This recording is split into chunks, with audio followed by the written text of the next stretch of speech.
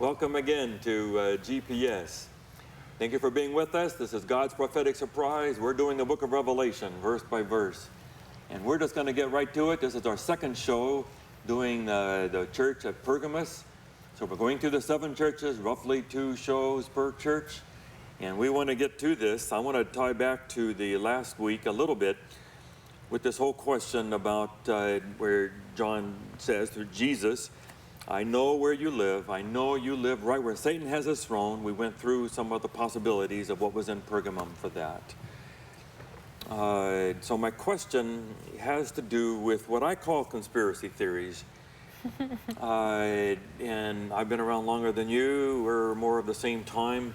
You remember John Todd, and that went all over the Adventist church, but also other churches.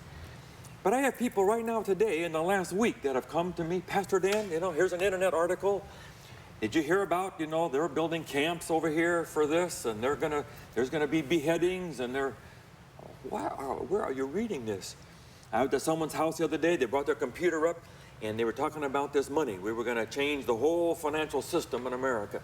And they thought we better all convert our money to gold or to something else. It never happened. And there are those who, that's what they do. They go around, and we're going to be taken over by the Masons or by some group.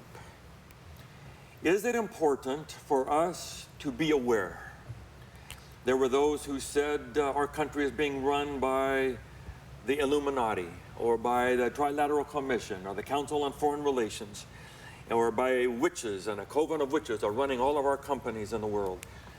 There's always some disaster, some group of people that are going to do something terrible here. Do we need to know where Satan is and be aware, or we just say we know Satan's in the world, but we don't have to really prove it? Should we focus on God, or is it important for us to really know what Satan is doing in the world? Any thoughts on that? I don't doubt that there are people in the world who conspire to try to change things. So I think, the idea that there might be such groups is not a crazy idea. The closer you get to the center of power, however, the more you realize how powerless leaders really are much of the time. Whether it's leaders of a university or leaders of a country, geopoliticians talk about the constraints of the presidency. And it was interesting because the other day I heard Prime Minister of Singapore, somebody asked him, what he thought about one of the presidential candidates. And he said, well, he says, here in Singapore, we've dealt with 5 Republican administrations and 4 Democratic administrations, and the campaigns are always outrageous. He says, but then when the person gets into power, they find that they are hemmed in certain directions, and they all end up being roughly the same. And people think that's a conspiracy. But the reality is that there are natural checks and balances to power. Even a dictator cannot afford to alienate too many of his colleagues or too many of the people. You may remember Marcos in the Philippines. You had what they called people power. Just millions hit the streets, and Marcos just said, I'm not going to gun down my own people, so I'm quitting. So there are constraints upon the ability of any human being to weave a web. You can try, but often the things you do have more unintended consequences than intended ones. Should Christians try to stay up on this stuff? We talk about the signs of the times. So should we know what's going on, and rumors and tapes and internet articles, go to seminars, so that we're right on top of what's going on in the world? There were those who are speakers in our tradition. I can tell you names. They have 60 DVDs, and my church members come to me, and Pastor Dan, you need to know about this. So I watch a few of them. There's long messages, and they'll show you that there's demonic symbols in the dollar bill or on buildings and in the common market. I said, do I have to know this? Is it important to be aware? Or can we really sort of just focus on God and truth and Jesus and not worry about what Satan is doing? And I think I think people are inherently intrigued by things that are bad because people like being able to put things down. Like, it's just in human nature. And we like finding fault, and we like proving that we have something better. And we also like having an excuse to blame something on. And so I think that we're naturally intrigued by evil or by bad or by whatever, and we want to be able to articulate it in a way that has power, and we want to be able to hold that. And so I think that's, we're all intrigued by conspiracy theories. Are you kidding? So Like, I don't. What should we do? And, okay, and again, this is one of those things where I think we need to start being okay openly talking and addressing things, because it's so easy to let people go on these conspiracy kicks and then just write it off and say you're wrong.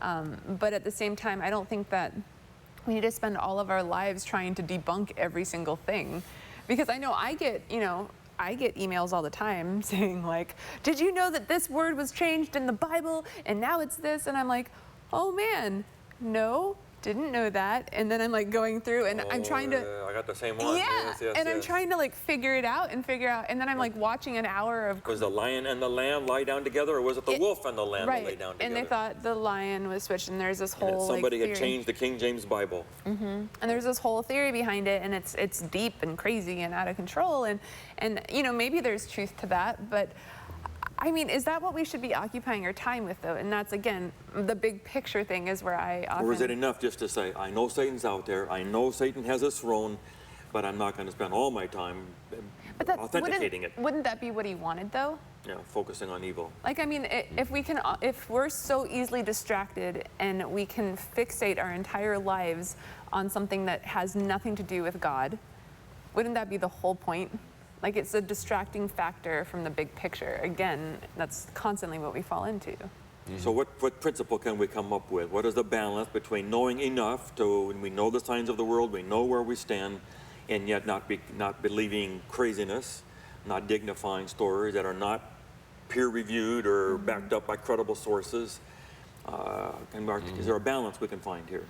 Yeah, I think sometimes these type of obscure studies are a substitute for real spiritual life. If you can spend your time, it sounds spiritual, you know, well, this is Bible prophecy and things like that. I would say, first of all, know what the Bible says as well as you can. Know what is exegetically compelling, what is exegetically defensible, and what is exegetically silly. And be able to tell the difference, and I think you can do that through careful reading and study. But at the same time, apply the same principles to the news media. And one thing I do is I visit 3 news sites. One is considered more left-wing, one is more right-wing, and one is clearly apolitical, you know, just trying to do analyses of what's going on. And by weighing and comparing, you can see what they all agree on, and you can see what trends may be useful. But there's a lot of websites out there that just don't make sense if you know anything about it. Yeah. And you go down a rabbit hole, like as soon as you start like Googling something, like I one time Googled Seventh-day Adventists because I wanted to know what people were saying, and I was down some crazy rabbit hole. I was like, I don't think this is real. I encourage people, to check Snopes, you know, and check to see if this is an urban legend. Yeah. The most fun ones recently were, you know, some website that makes fun of Adventists. And Melinda. Yeah. You know, and here's this old lady with her purse and a fried chicken in her bag, you know, that beat off a mugger. I had people send that to me. Look what happened in Melinda, Pastor Dan. I said, this did not happen. And it was a humor. It was a blog. It was having fun. And then there was the April Fool's one where they said the Pope was now giving away Ellen White books to people and was convinced of our message. This was his favorite book. And I said, maybe April 1 up at the top should have some clue here, you know. But church members, send that to me. Look what's happening and going on in the world as proof of these stories. Well, I would encourage you, Dan, as a pastor, to truly feed the people the things that are really, really central. I think most people are starving for real spiritual life. There'll always be a few who are so afraid of real spiritual life that they'll chase these things down no matter what. But I think you can safeguard the majority of your people with good, solid spiritual food. Amen. Right, and connect, like I think that's the other thing is we don't make religion or spirituality practical or tangible for people, and so they're reaching for anything that brings intrigue and like gets the heart racing and like gets them excited about something. And so I think if we did better at that, I think we would have. Some people come into the church because of last day event seminars, and I call it the power of the gate. So the rest of their Christian life is formed by the gate that they went through to get in. So then they have to keep having signs of the times or something else, and if they don't hear something about that, they can't stay close to God. I said, you know, one author says, you know, the closeness to time at the end is not a major motivation. I think it was in one of your books on the end time, that should not be the main motivation for your spiritual life. Is how close you are to the last minute. But Jesus wants us to love him for who he is and for the cross. Anyway, we want to go on. I want to come back to this verse where it says, yet you remain true to my name. Revelation 2, verse 13. What does it mean here? I just really want to take 2 or 3 minutes only about this. What does it mean to be true to God? Is this doctrinal? I had someone kind of make fun of that the other day. He said, God doesn't care the doctrine that you believe or which words you use or fundamental beliefs in our particular church. He wants to know what your heart is. What does true mean here? Is it beliefs? Is it following a set of rules? What do you think true means? Well, I think it's both and. If a couple falls in love, but they have very different definitions of love, things can go bad pretty fast. You know, there's a book called The 5 Languages of Love. Yes. Some people feel love when you give them presents. Some people feel love when you say something nice about them. Some people feel loved when they're touched. Some people feel loved when... Spend time with them. Yes, that's right, quality time kind of things. If one person's love language is quality time and your love language is giving gifts, you may spend your time earning money to buy gifts to give, pouring out your love, and the other person doesn't get it at all. Doctrine is kind of like those love languages. Doctrine is God saying, here's what love is. Here's what love isn't. Here's, you know, the best way to live and so on. And the doctrine is not opposed to the love, but it can help structure it in a way that it is lasting and successful. Very good, very good. Very now, good, doctrine can be counter to love. It can be counter to true faith, especially if it's false doctrine or misleading doctrine, but I would say the two are not necessarily opposed. Well, he talks later in the same passage about, you know, some have followed the teaching of Balaam. So maybe teaching does matter. Yeah. Yeah, if you've got the wrong teaching, you can end up in some very scary places. Okay, so what you believe and what you think about God is a part of being true to his name. That's right. Is it lifestyle?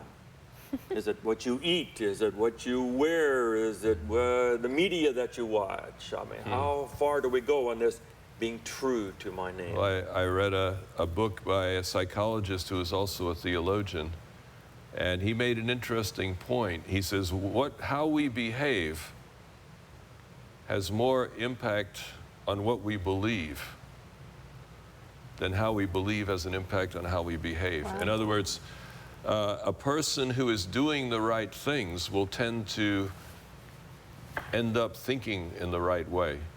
Whereas a person may have true beliefs, but if they don't act on them, it doesn't lead anywhere. There's a lot of people that have conservative Christian beliefs, and yet they're doing things that are clearly contrary to God's will.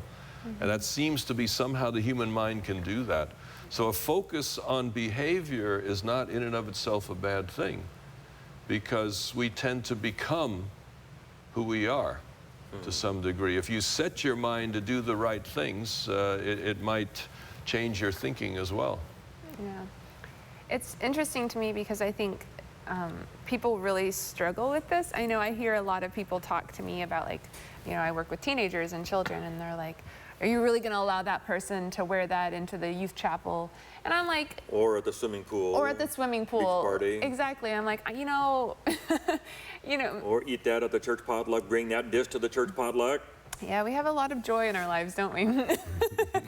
But it's true, and I think people really struggle because to them, again, their reality is so heavy, and it's so, this is clear, this is truth, this is this. but someone else's reality could be completely different. And I know that's very abstract of me, but at the same time, we all have different journeys and different experiences, and I think God has opened himself up to us in different ways, and I don't think that it's up to us to be able to dictate that to someone. And I think that's where it gets really dangerous, because as a pastor, I don't have the right answer half the time. Well, not you, but the one before you, you know, when we put all those lights up in the youth chapel and had colors and stuff flashing all around and music and, oh my, the calls I got, you know. And I told the youth pastor, okay, you got these people to call, you know, these are your, but that's what they were afraid of, that we would not be true to his name. This is nightclub. I had to go meet with a whole group of people at their house the other day, not because of the second service, but because of the music they heard from our first service. They sit downstairs, they hear the drums and they hear whatever, and they say, I came out of nightclub. This is what I had to leave to become a Christian. How come we're now having that in the church? Is that part of being true? Have we now apostatized? And what does it mean to be true to his name? Well, I think there's a tension. On the one hand, there's a tension of being too much like the world, and that can draw people back, and there can be a danger in that. But the other tension is that people need to hear the gospel in a language they can understand. Yes.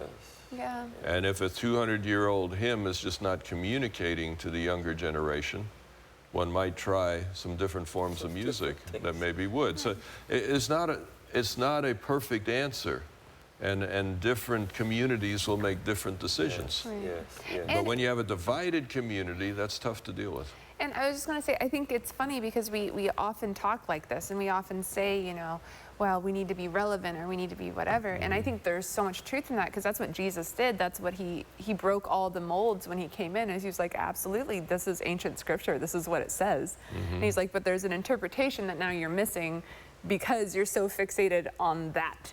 And he constantly was busting through doors and like showing people, no, there's more to this than what you've allowed it to be. And I think we're still doing that.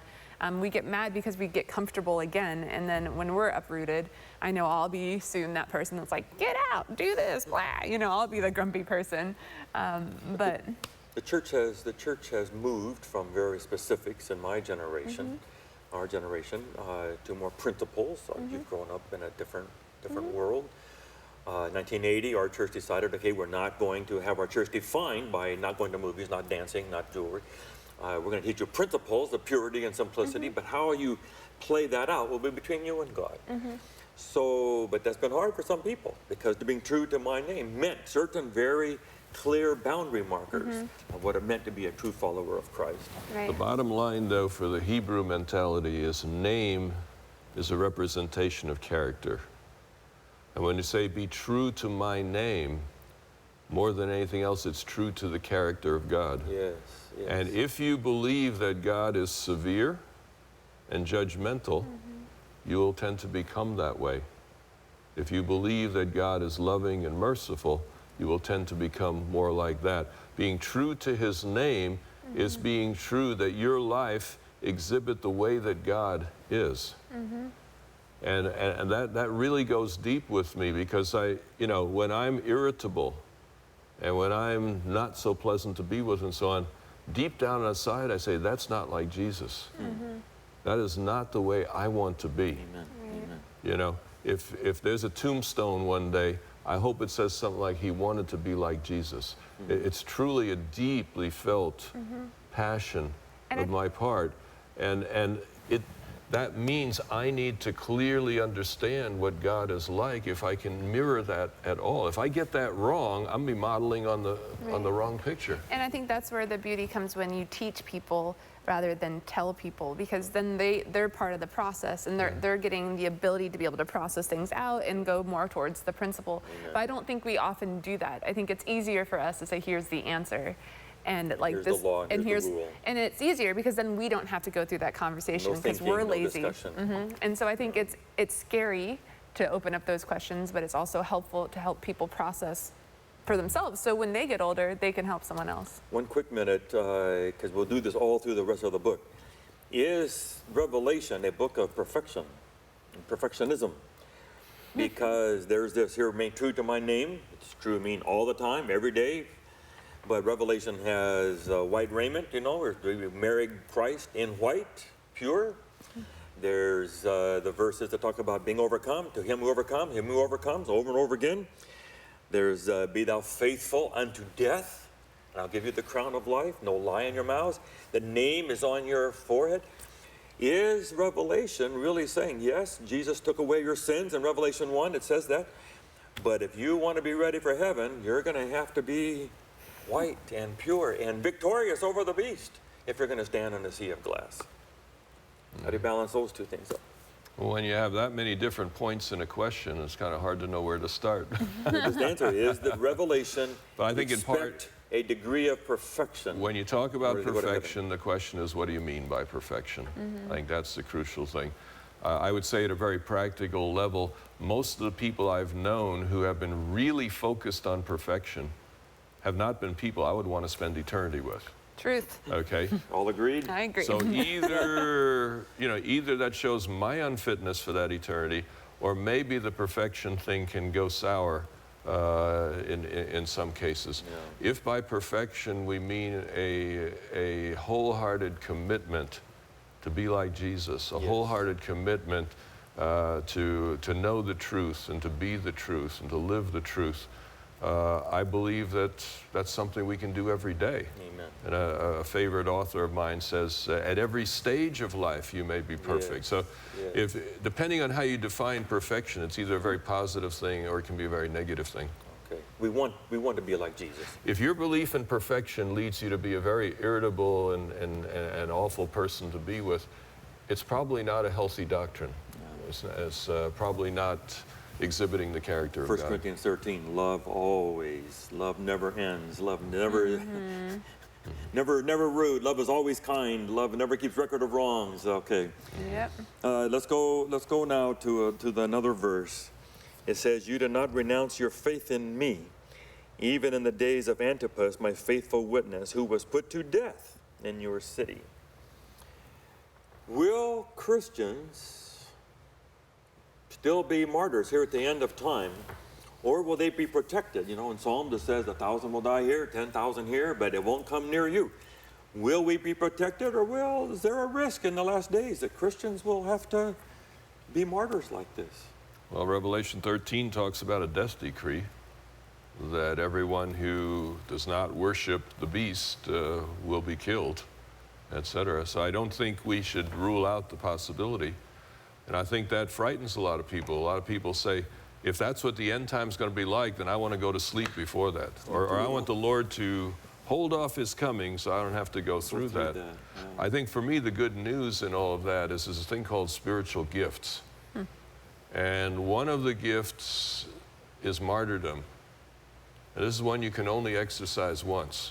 Okay? Oh, no. But as I understand the gift of martyrdom, I noticed that many of the great martyrs of history, it seemed like they would be burned at the stake and they didn't even feel the flames. You know, what was his name? Polycarp? Yeah.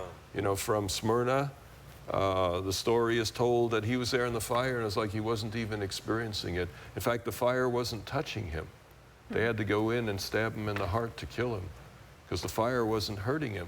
So, I mean, if God allows you to go through the time of trouble, he's going to give you whatever you need to make it through. That's the gift of martyrdom. I would not want to go through that. I would not hope to go through it, you see. But if it happens, I'm confident that God would give me whatever it is that I need to make it through. So I have a question based off of that, because one of the things that I've been hearing a lot of is people's fear of the second coming, or their point that it's not within the character of God to actually do that because of, anyways, whatever. So how would you help people with that concept, you know, that struggle of whether or not Perfect love casts out fear. Well, God, Be not yeah. afraid. But I mean, if you're saying God wouldn't let people go through that, the reality is that there's two principles in this universe. The principle of God and the principle of Satan. And one of the crucial elements in this whole conflict is that God is allowing Satan to show what his government is really like. And when governments really go sour, there are casualties. There are people who die and people who are hurt and so on because of evil people. So If Satan is going to be allowed to show what his government is like, there's going to be casualties. There's going to be consequences for that. So I think our understanding of a cosmic conflict means a lot of the things that go on in this world are not what God wants. And yet God is allowing freedom to work its way out, and he's allowing Satan to show what selfishness leads to. Matthew 19 says he'll make it up to us 100 to 1 for whatever we go through. And I think one thing in Revelation we'll get to later on, but there's two deaths, the first death and the second one. And the first one is asleep. That's not super consequential. It's the second one. Jesus says, you know, don't worry about those who kill the bodies, just worry about those who can get after you, you know, in the flames of hell, as he puts it there, using that language. There is a second death, there is a finality, and that's the one to be really concerned about. But, and that's where the fear factor comes in, though, because I know a lot of my friends say, what's the point? Because if I'm going to be tortured and then die and then go to heaven, cool, but if in Adventism we don't necessarily believe in this torment and this hell that's going to like torture you for all eternity, they're like, isn't it just easier to do whatever and not be persecuted, die and do nothing? Like, what do you do with that? Because like you sit there and you're like, well, that's a fair point, you know, but at the same time. Well, they really believe that a life away from God is going to be better long term? Well, even if there was no heaven and no future, just these 70, 80 years, will a life of craziness away from God's rules be more fun and more productive and more whatever, happy than the other? I think a lot of them are still such great human beings that they find beauty in what I would refer to as God in other ways. So like I have a friend who is proclaimed atheist and tells me all the time that they're going to go meditate and journal. And I'm like, okay, because that's prayer, you know? Like, you know, I don't know what else to say. Like, that's you praying right now. But it's just different interpretations. But for them, they find peace and they find centeredness and they find the ability to face life and all of its trials. And they're not trials. living crazy. They're not sleeping with someone else every night. They're not going crazy. One of them's like the most prudish person I've ever met in my life. And it's just because they're like, well, I don't want the consequences of all that. And so it's hard because you're faced with all these different realities, again, where people just have a weird understanding and struggle with what we're presenting and saying, but there's other options. Why are we fixated on what that? about The nice thing about it is we don't have to make those decisions. You know, I think God can sort that all out in the end. God knows the heart and knows why people do what they do. And it's not on us. We can bear witness, but it's the Holy Spirit that changes hearts. So how a person responds to my conversation is not critical. How that person responds to God's touching their heart, that is critical. What about the thief on the cross? He said, I'm going to die, but I'm going to take a chance. That if I stick with you, I'll get to live forever with you.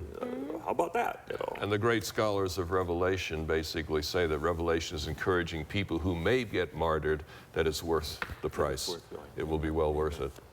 We've come to the end again. Anyway, we may have to do a little bit more with Pergamum in our next show, but thank you for watching and being with us. Figure out this time and be with us next week and come to Revelation 2, and then we'll go into chapter 3. This is GPS, and we're on. You can email us at gps@llbn.tv. We'd love to get your questions. God bless.